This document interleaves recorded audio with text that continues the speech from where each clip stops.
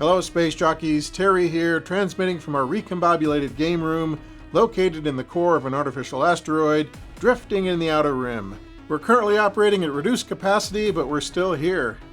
In honor of the upcoming movie Alien Romulus, which based on early chatter sounds like it might actually be pretty good, today we present part 1 of an Aliens-inspired tabletop adventure, let's call it a parody, played using a mashup of the Space Weirdos and Sword Weirdos skirmish rules from Garsky Games.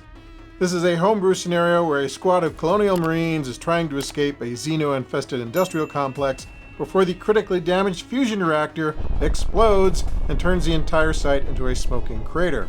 The Marines will have 6 turns to try to fight their way to the waiting dropship, and along the way they'll have to try to find Newt, who's hiding somewhere on this level.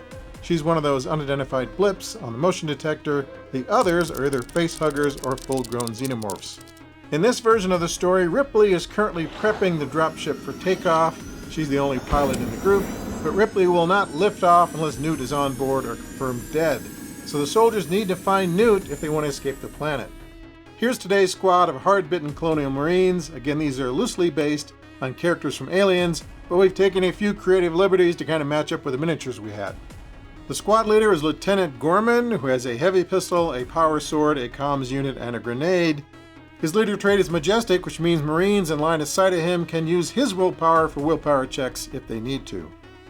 This is Corporal Hicks, and he's armed with a shotgun, a melee weapon, and a grenade. He's a very good shooter. This guy here is Hudson. He's more or less an average grunt with an auto rifle, melee weapon, and a grenade. Here we have Drake, who's rocking an incinerator, a melee weapon, and a grenade. And finally we have Bishop. He's a cyborg servo lifter that the Marines have commandeered. He has a large powered weapon and cybernetics, but no shooting. As for the Xenomorphs, I'll reveal their abilities as they emerge from the gloom, but I will say that the facehuggers can essentially fly because they are able to scuttle over anything, and they have a special maneuver which allows them to implant an alien into a living host at the cost of their own life. And the Xenomorph warriors basically explode into a cloud of molecular acid if they're killed, so watch out for that. Okay, shall we jump into gameplay? Lynn will be controlling the Marines and I'll be moving the other entities, but this is basically a solo game with hidden elements fighting the clock. So I'm basically the TRS-80 moving the other stuff around. And before we begin, if you enjoyed today's presentation and would like to throw a couple of bucks in the old guitar case to help support our efforts, you can do that with the Super Thanks button right here on this video, or by becoming a channel member where for as little as $3 a month you can access backstage videos and other perks. We wargame for tips around here, so any amount of support is greatly appreciated. Okay, on with the show. Okay, so Lynn has never seen Alien or Aliens, so she doesn't know who any of these people are, but she has a vague notion of what a xenomorph is. I don't like those scary movies.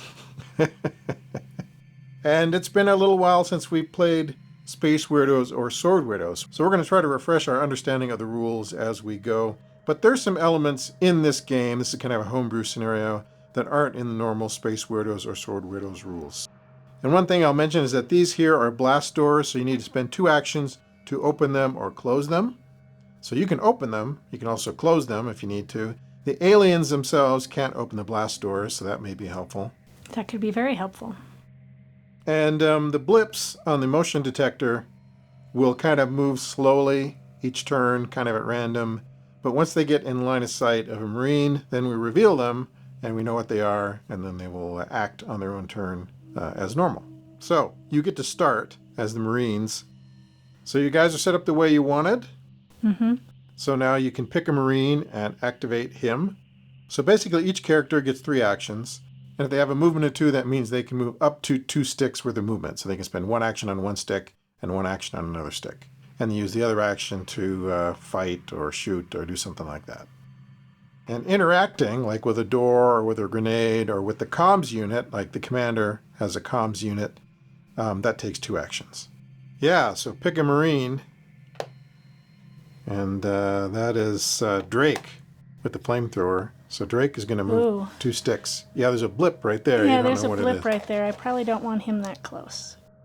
But he might be okay. That's Bishop, and we'll find out what's over there. Okay, he's going to find out what that thing is. So we have Bishop right here, and he's going to move 2 sticks. So he kind of moves like so. So this is a face hugger. Oh my. X's are face huggers, zeros are aliens, and if you get a number 7, that's Newt.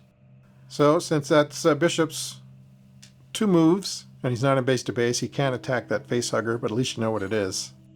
So we have a face hugger down here, Bishop's over there. So we're going to say that if a Xeno is visible, that's going to take priority over Xenos that aren't visible.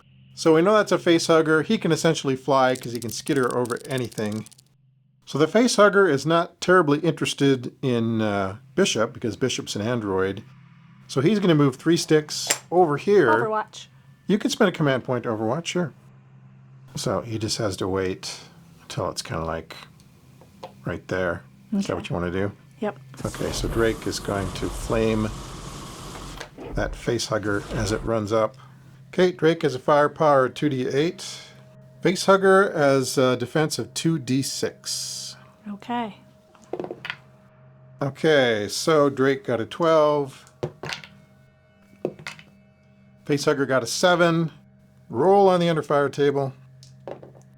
4. 4. Snapshot. Defending model may immediately take a shoot action against the attacker at -1 die type if able. Facehugger does not have any shooting, but he's not injured and he's not knocked down, so he will continue his movement and get into base to base with Drake, but he can't attack yet. So Drake spent a command point. You have 3. We each have 3 command points. You've spent 1. That's the only time you can overwatch this turn. Correct. And the facehugger is now in base to base with Drake. Now one of your other guys, like maybe Gorman, could rush up and attack that facehugger with his power sword. And we're going to say that the full-grown Xenos explode into an acid bath, but the facehuggers do not. Gorman's going to move just under 1 stick to get in base-to-base combat with the facehugger. Okay, Gorman moves up with his power sword. And he can attack twice. He can spend 2 actions to attack with his sword, right? Mm-hmm.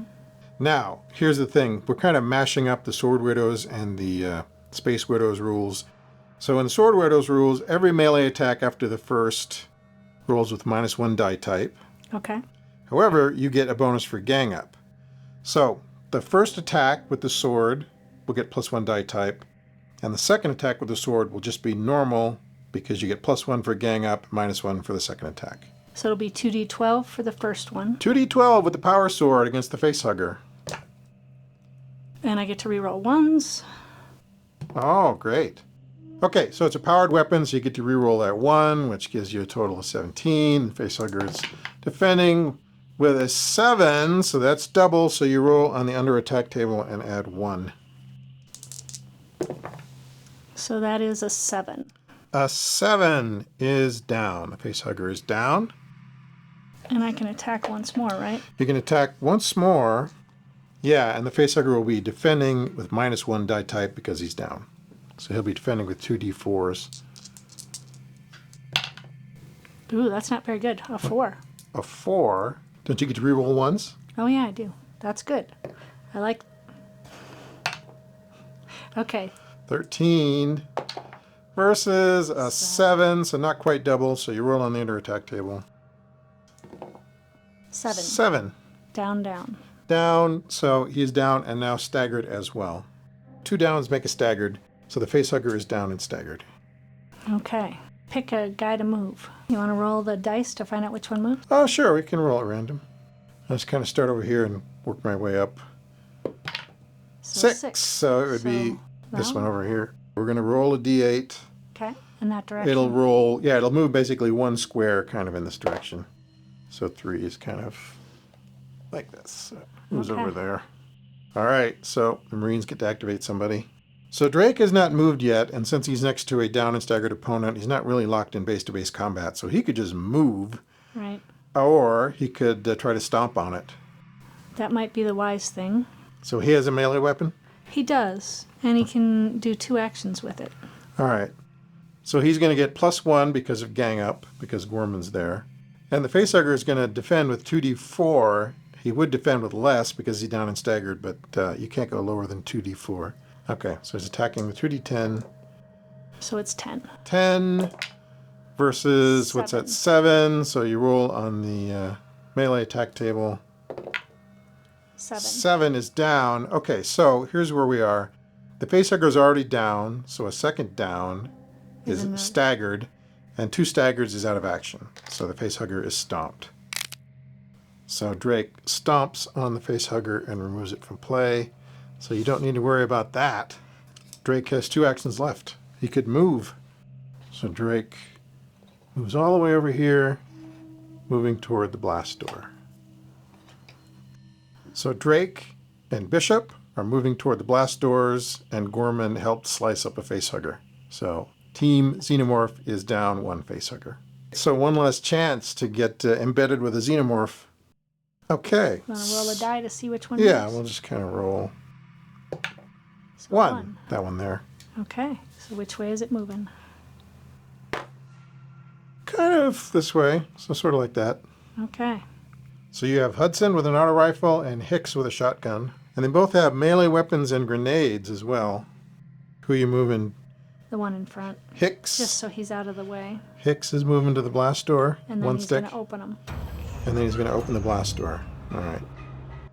So Hicks opens up the blast door, and we kind of looked. There's nobody in line of sight because these walls are solid. So that is Hicks' activation. So we're going to roll at random to see what blip moves. 2. So that one. And I guess it's going to go like that. So it moves up there. It's not in line of sight of anybody because the walls are solid and all the way to the ceiling. So move a Marine. I only have 1 left. So Lynn is moving Hudson. I think when Hudson gets to here, that blip on top of the container will probably have line of sight to him. So does Hudson wish to move to the container? Yes. Okay, so Hudson moves like that. Briefly gets line of sight on Oh, Newt. Newt. That's good. Newt. I like it. So Newt has appeared. So you have 2 that are probably in line of sight. I think this one can probably see her Right. too. So a couple of blips can see Newt. So that's a Xeno. You want to pick one? So that is the Emerald Leader. Xeno. He's the leader. And where was the other one that you think can see? I think that one can probably see because she's on top of the container. Okay, flip it over. That's another Xeno. It's another Xeno. It's a Sapphire Xeno. Okay. That one's over there. Okay. And neither of those have moved. So Hudson still has 1 action, but I'm not sure if he can do anything. So that might be the end of the Marines. This is going to be bad for Newt. She was going, hey, I'm over here, I'm over here. And she didn't have access to the blips. Right.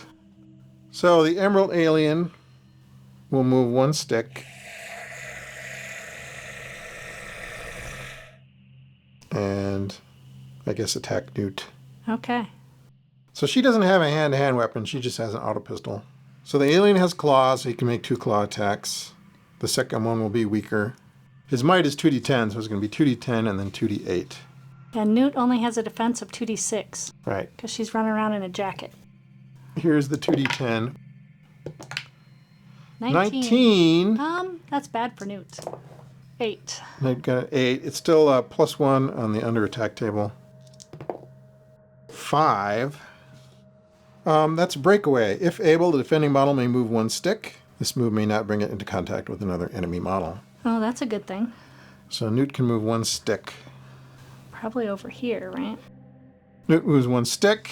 You still have 1 one action. action left, yeah. So we said facehuggers could skitter over terrain at will, but the alien is going to have to treat it as difficult. So he's going to climb on top of the container, and then he has to stop. And then the next time he moves, he can move as normal. And I guess Newt set the precedent that they can just drop once they hit the end of the container. So that's what we're going to do. That one's in line of sight now. Of Newt? When she jumped down. Oh, and she jumped down. All right, go ahead. That's an Xenomorph. That's another alien. I'll just do this one. Okay. Another Xenomorph. At least you know where they are now. So here's Newt. Here's the Emerald Alien. There's a couple of Sapphire aliens. And the Marines are still all over here. Newt's kind of in trouble there. Newt's very much in trouble. So we'll move the center Sapphire alien because Newt was briefly in line of sight of him, so he became visible. So I think he could move 1 stick. and get there. And then does he have claws too, I assume? Yes, his model has claws, but as a sapphire alien, he prefers to bite. So he's not as expensive as the emerald alien, who has claws and a tail. How bad is his bite? He's got lots of teeth. Well, he has a bite of 2d8. So Okay. he bites. He nips. Got a 5. 5, so she gets 2d6. Come on, Newt, you can do it. 5. Okay, that's a wash. So All right. she does But not get bitten. You can do it again, right? No, he cannot. Oh, he With can only claws, do you can once. attack twice. With a bite, you only attack once. Oh, So he good. bites. Good. All right, so then there's one other alien kind of over there. Let's see if he can get in contact. So we've got one through the door, One through the door. and then, Okay, so he can get in base to base, but he can't attack. yeah. So that's what he'll do. He runs up and gets in base to base with Newt. So Newt needs help. Newt needs a lot of help. I don't know if we can get there, though. Because we can't shoot into melee. Newt is in trouble. One blip left. It's going to move kind of like that. Okay. And then that's it. Okay, so that is the first turn. Now there's 5 turns left before the fusion generator goes boom. Okay, so rolling for initiative here in the top of the next turn. Both teams still have command points to spend, so we're both rolling with 2d8s for initiative. Aliens got an 11. We got a 5, so Newt's in trouble. So this emerald alien here is going to attack Newt. He's going to get a buff to 2d10. Normally he attacks with 2d8 because he's not as powerful as the leader. Okay. And he got a 13 versus a 7. So it's not double. It's not double. 4 again. That's breakaway. 4 is breakaway again. So she can break away and move 1 stick. See, she has to go that way. She doesn't have any other choice. So Newt moves 1 stick. That gets her out of combat. This guy still has 2 actions. Okay. So he's going to move back into base to base with Newt. Now it's the Marines. Okay, so Hudson is going to move 2 sticks. And then he's going to shoot. So Hudson has moved up to right here. And he's going to shoot this alien right here. This sapphire alien. Okay, 2d8. 11. 11. Versus a 5, so that's- more than double. Roll on the under fire table and add 1. 9. 9 is pretty good. 9 is down and staggered. So Oh. this alien is down and staggered. That will help. Took an auto rifle round. So he moved across that field of vision, got in line of sight of a face hugger. Oh, you know who else? Here, that one. Oh, would this have- one here too. Yeah, that's the Ashen alien, the Pearl alien, whatever you want to call him.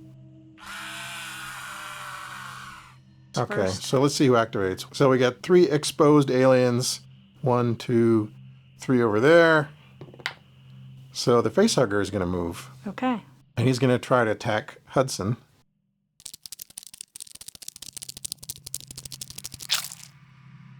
You have to move in straight lines. He used 2 sticks to get in there. So he's going to attack Hudson with 2d6. Okay. Except he charged. So actually it'll be 2d8.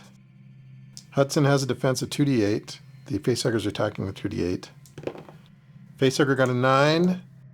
Hudson got a 12, so Hudson fended it off. It wanted to give him a kiss, but Hudson isn't having it. So, Marines. You have all your Marines, they're just on the other side of the blast doors. So you could try to have one of your guys move over here and open up the blast door, and then on the next activation you get one of the other guys could scoot through, or you get a couple guys there. That are already through. Well, they're not through, but the door's I mean, open. the door's open. Is Hicks going to run over and try to help Hudson? So if he moves out to there, Then he's 1 stick. he can get within 1 stick with a shotgun, sure. Okay. So Hudson moves here. He's going to shoot the white alien over here with a shotgun. And he's got 2d10 because he's within that 1 stick range. Gets an 11.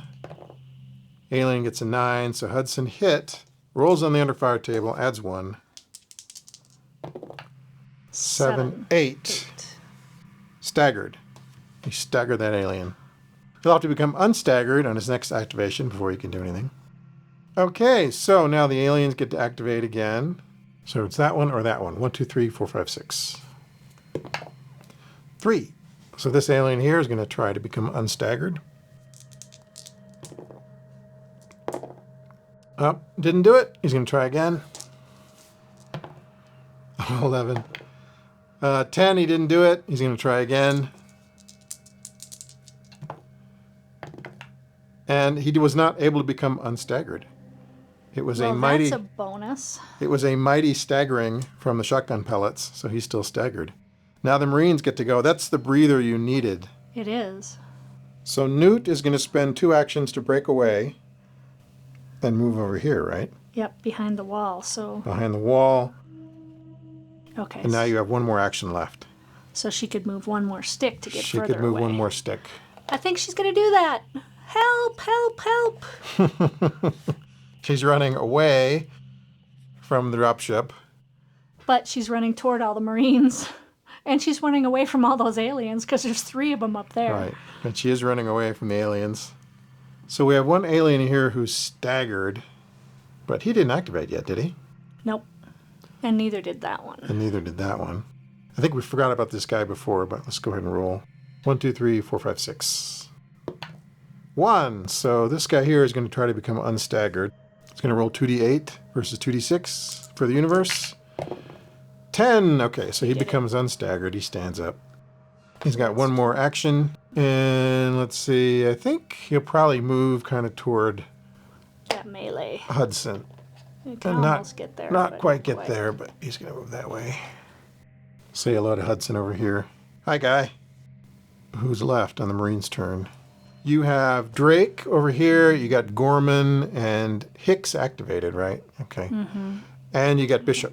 So Drake is going to move just under 1 stick and open the blast doors. All right. Got to try to get Newt inside those blast doors so we can close it on the aliens. Right. So we got an unnamed alien here. We got the Emerald alien here. The Emerald is going to pursue Newt, so he's going to drop down this way. He can go here, and he can attack with his tail. Oh. So the Emerald alien is pursuing Newt. Can't quite reach her in 2 sticks, so he is going to use his tail attack. He can attack 1/2 stick away with a might of 2d10, and because he moved 2 sticks, he gets to buff that up to 2d12, because it's basically a charge. Very good. So, what's the 12? So he's going to hit. How bad he's going to hit? 9, 9, okay. so it's not double. It's not double. Let's see what happens to poor Newt. Give me a 4. A 2. Oh. 2 is counter-strike. If able, the defending model may immediately take a melee attack against the attacker. She cannot, but she avoided getting skewered by the alien's tail, so That's a bonus. that's a bonus. Any Marines left? Yeah, you have Bishop and you have Gorman, I think. So Gorman, since this is a low level, he can see right over it. So he's going to run out the door, and he's going to run up to here to get within 1 stick of the... Oops. To get within 1 stick of the Pearl alien. Okay, with his heavy pistol. So Gorman ran 2 sticks. He's going to get a -1 die type on his shooting, but the target model is staggered, so it's going to roll defense of -1 die type. So it is defending with 2d8, because the white alien, the Pearl alien, normally has defense of 2d10. He's pretty hardy, but he's going to defend with 2d8. And if you hit successfully, you get a +1 on your under fire table attack because it's a heavy pistol. So it's 2d8. So 10. 10 versus a 12, so the shot missed. How unfortunate. Unfortunate. Finally, we have Blip down here, which hasn't revealed itself yet, though we know it's a facehugger. And it's going to move 1 square this way because it thinks it's being stealthy. And you have 1 person left, that's Bishop. So Bishop is moving up to the door. And he doesn't have any long-range attack, right? He does not. So he's just going to move up there. So Bishop is right here. Come on, Newt, run! Pump those crazy legs. And I guess that is the end of the turn, right? Everybody moved? It is. So the fusion reactor gets a little bit hotter, and 4 turns remain. Okay, Cosmic Adventurers, that's a wrap on part 1 of Xenomorph Weirdos. I hope you enjoyed it. Please join us again for the exciting conclusion, which I should have posted in just a few days. Will Newt escape the clutches of the Emerald Alien? Is it game over for Hudson? Discover the answers to these burning questions and more in Xenomorph Weirdos Part 2. Thanks as always for joining us today. Until our next unauthorized burst transmission, stay frosty out there. We'll see you soon.